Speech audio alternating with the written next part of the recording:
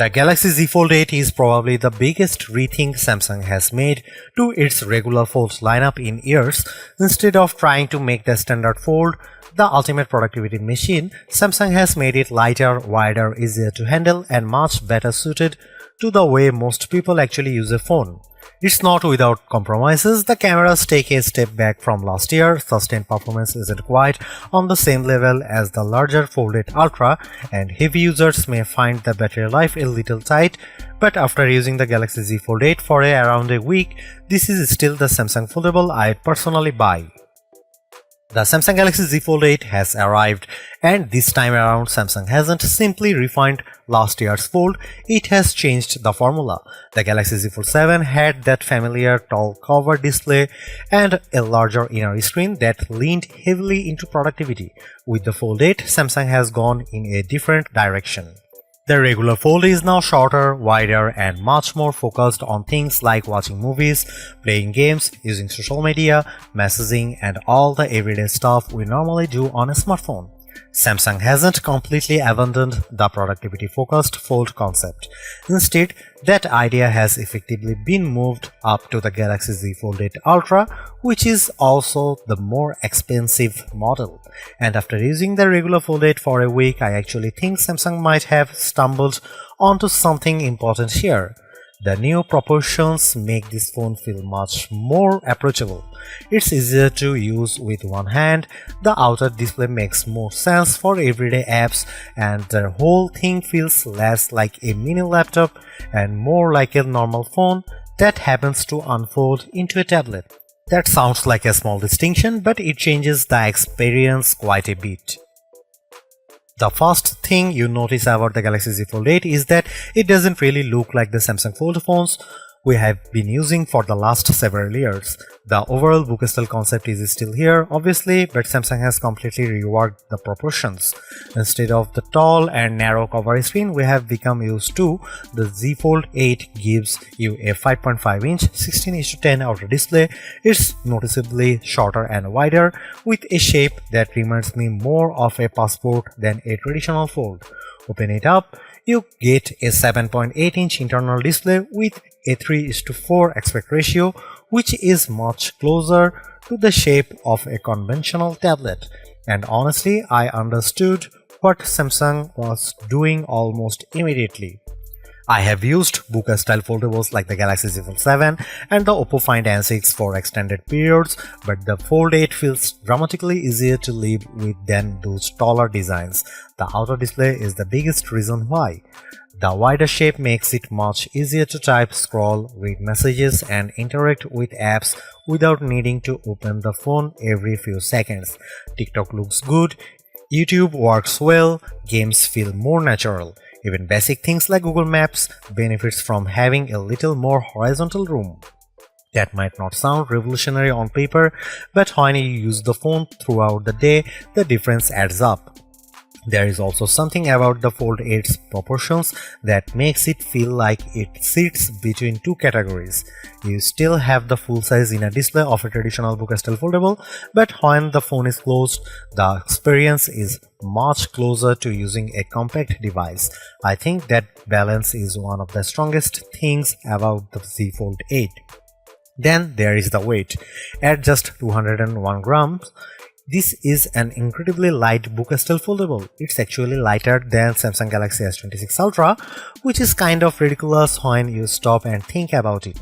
And because this is a phone you are potentially going to hold while watching videos, browsing social media, gaming, or reading for long stretches, that weight reaction makes a meaningful difference. The phone doesn't feel like something you have to tolerate just because you want a foldable, it feels comfortable. The smaller overall body also makes it easier to carry in your pocket. The Fold 8 doesn't have that long, bulky feeling that previous Samsung Folds often had. The hinge is an interesting part of the design too. Compared with the Fold 8 Ultra, the hinge on the regular Fold 8 isn't as flexible. Getting it to sit comfortably halfway open in some of the laptop style positions takes a little more adjustment. But there is a benefit to the tighter hinge. Opening the phone feels effortless. You can pop it open with one hand without having to fight against the hinge, and Samsung says that decision was deliberate because the regular fold is supposed to be used more like an everyday phone than a productivity workstation. You can still position the display halfway open too. You could use it in tent mode or prop it up in a laptop style arrangement if you want to. I just don't think most people will use that feature very often, especially because the 3:4 inner display isn't particularly tailored to that workflow.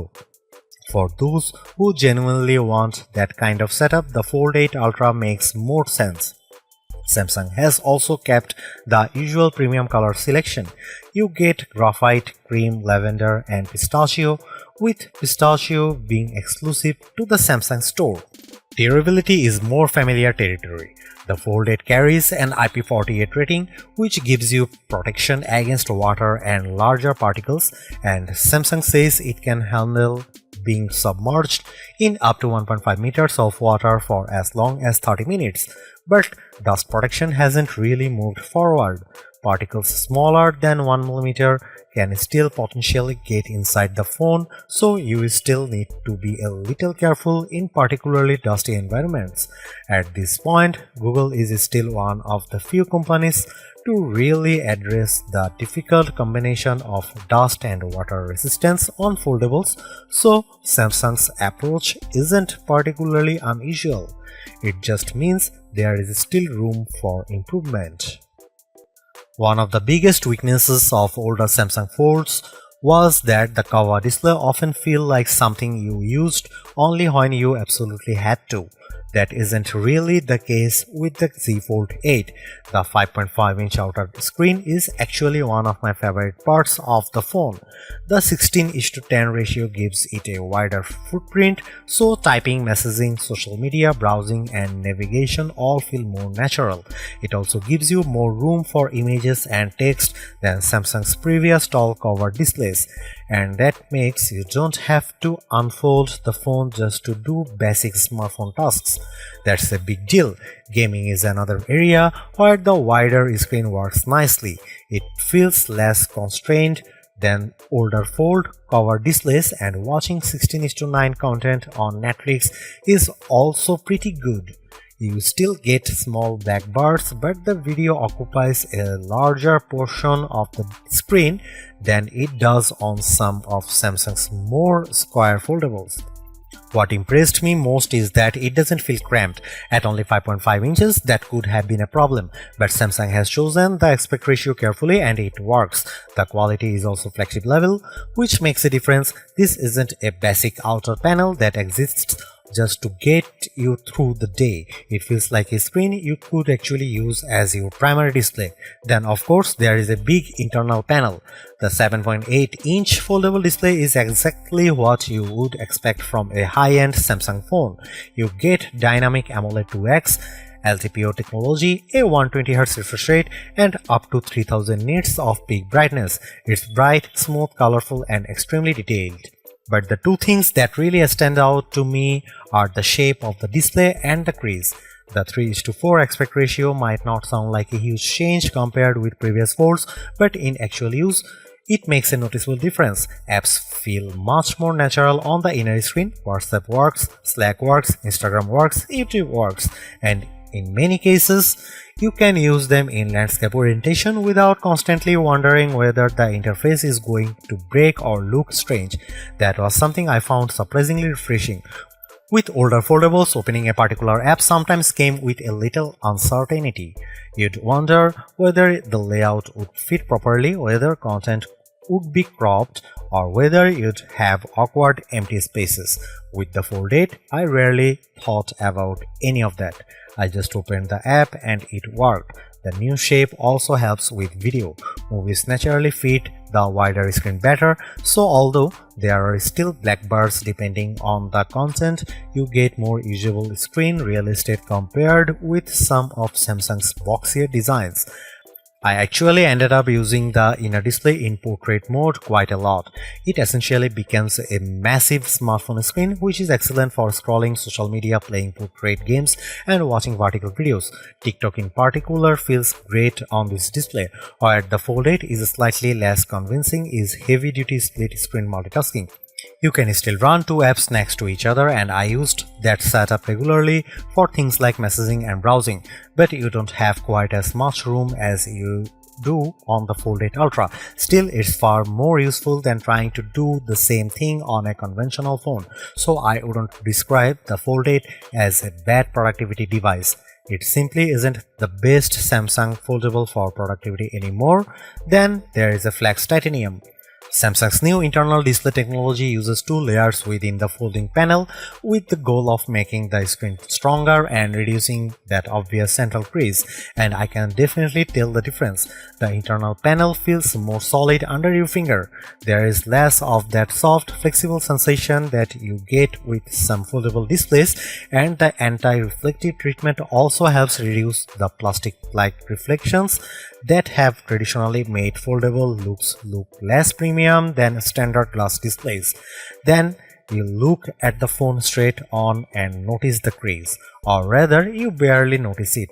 When the phone is lying flat, the center line is much harder to see than it has been on previous Samsung Folds. You can still spot it from certain angles, and yes, you can feel it when you run your finger over the middle, but visually Samsung has made a pretty big improvement. I still think the Oppo Find N6 has a slight advantage when it comes to making the crease disappear, but Samsung has clearly taken a big step in the right direction. The Galaxy Z Fold 8 may sit below the Ultra, but Samsung hasn't exactly given it weak hardware. You are getting the Snapdragon 8 Elite Gen 5 for Galaxy, the same flagship processor used in the Galaxy S26 Ultra. There is also 12GB of RAM along with 256GB, 512GB or 1TB of storage. For regular use, the experience is exactly what you'd expect from those specifications. The phone feels fast, One UI responds quickly, apps open without delay, scrolling is smooth, and normal multitasking feels effortless. But the story changes when you start putting serious sustained pressure on the hardware. During testing, I noticed occasional shutters while editing complex 4K footage in CapCut Pad, particularly with multiple video layers. Demanding games can also expose the limits, something like Wuthering Waves with the graphics turned all the way up can make the phone warm up surprisingly quickly. The chipset itself isn't the problem. The Snapdragon 8 Elite Gen 5 is a very powerful platform. What seems to be holding the Fold 8 back is the physical design. It's thinner and smaller than the Fold 8 Ultra, which means there is less room to handle heat during long periods of heavy use. And once the temperature rises, sustained performance starts to suffer. Samsung's handling of benchmarking was also interesting. During my testing, standard apps like Geekbench 6 and 3D Mark were blocked. That isn't unheard of with unreleased smartphones. Xiaomi and Honor have done similar things with pre-launch hardware. But this was the first Samsung phone I have tested where I saw this kind of restriction. Even more interestingly, the Fold 8 Ultra did not have the same limitation. Fortunately, Geekbench 7 became available during my testing period, and because Samsung hadn't blocked it, I was able to get performance figures from the phone. The numbers basically confirmed what I had already experienced. The regular Fold 8 doesn't quite compete with the larger Fold 8 Ultra or some other book-style foldables when it comes to sustained CPU and GPU performance. But for everyday use, that difference is mostly theoretical. The phone still feels fast and responsive. You are not going to notice a problem while scrolling through One UI or opening apps. The issue really only shows up when you keep the phone under heavy load for an extended period. And that means most users probably won't care. But if you are buying this specifically because you want a foldable that doubles as a serious performance machine, it's worth knowing that the Ultra has the advantage. The Galaxy Z Fold 8 launches with Android 17 alongside the Z Fold 8 Ultra and Galaxy Z Flip 8. That gives Samsung a slight head start over Google's upcoming Pixel 11 series. Naturally, Samsung has layered its own software experience on top of One UI 9. And despite the number of Android manufacturers trying to improve their custom interfaces, I still think One UI is one of the best overall implementations. It's relatively easy to understand, there are plenty of customization options, and Samsung has built in a lot of useful functionality without making the interface feel completely overwhelming. That becomes even more important on a foldable. The taskbar is still here, you have split screen support, floating windows are available, the app tray makes sense, and the interface does a good job of adapting to the larger inner display. So although Samsung says the regular Fold 8 isn't its productivity focused model, it certainly hasn't removed the tools that make a foldable useful for productivity.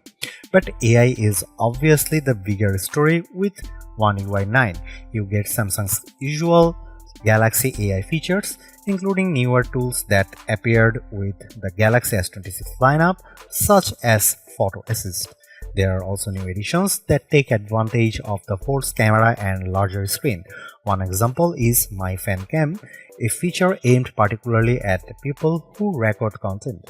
You can select a particular subject in a video you have already captured, and the software will follow that person or object while reframing the footage. You can also change the aspect ratio during the process, and surprisingly it works quite well. The subject tracking remains smooth in my testing without consistently losing the person I was trying to follow. Samsung has also incorporated more Gemini functionality. Some of these tools were previously associated with Pixel phones, including Gemini's more advanced automation capabilities. The idea is that Gemini can perform actions inside supported apps rather than simply answering questions. For example, it could potentially help book a hotel through Expedia. Now Brief has received some attention too.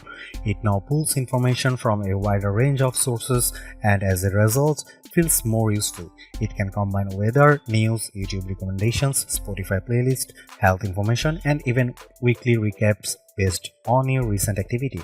When you combine that with a Galaxy wearable, the experience becomes more personal because you can also get health-related insights in the morning. That's why now Brief makes the most sense. Samsung is also allowing users to create custom Now Brief cards using Gemini. There are more than 100 possible combinations, although the functionality is still relatively limited. Right now, the custom cards mainly resolve around weather, Samsung Health, and YouTube content. I'd like to see Samsung eventually open this up to far more services. One UI 9 also includes a couple of features that will look very familiar to iPhone users. AI prioritized notifications can move certain alerts toward the top of the locked screen, while notification summaries are available for messaging apps. The priority notifications actually did a pretty good job during my testing. The summaries are something I personally don't find useful especially, but at least Samsung gives you the option. Another major advantage is Samsung's long-term software commitment. The Galaxy Z Fold 8 gets 7 years of OS updates and security patches, so Samsung is clearly positioning this as a phone you should be able to keep for a long time. Here is where Samsung loses some of the momentum created by the new design. The Galaxy Z Fold 8 has a dual camera system with 50 megapixel main sensor and a 50 megapixel ultrawide, but there is no dedicated telephoto lens, and at this price that feels like a compromise. I understand that Samsung wants to separate the regular Fold 8 from the more expensive Ultra, but this phone still costs significantly more than several conventional flagship phones that offer much more advanced camera hardware. You are paying more than an iPhone 17 Pro Max, for example, and more than the Oppo Find X9 Ultra. That makes the camera hardware harder to defend. It's also frustrating because last year's Z Fold 7 actually gave buyers more. You had a 200 megapixel main camera, an ultra-wide, and a dedicated zoom camera, all for roughly the same money. This year Samsung has reserved that more capable 3-camera system for the Fold 8 Ultra. The regular Fold 8 therefore makes to do with two 50 megapixel sensors. The main camera can produce strong results and the ultra-wide is useful, but once you need to zoom in, things become much less convincing. Samsung could have at least used the Ultra's 200 megapixel sensor to provide better digital or sensor-based zoom, but that isn't the case. So if camera versatility is high on your list, this is probably the biggest weakness of the Fold 8. Here are some camera samples from the Galaxy Z Fold 8.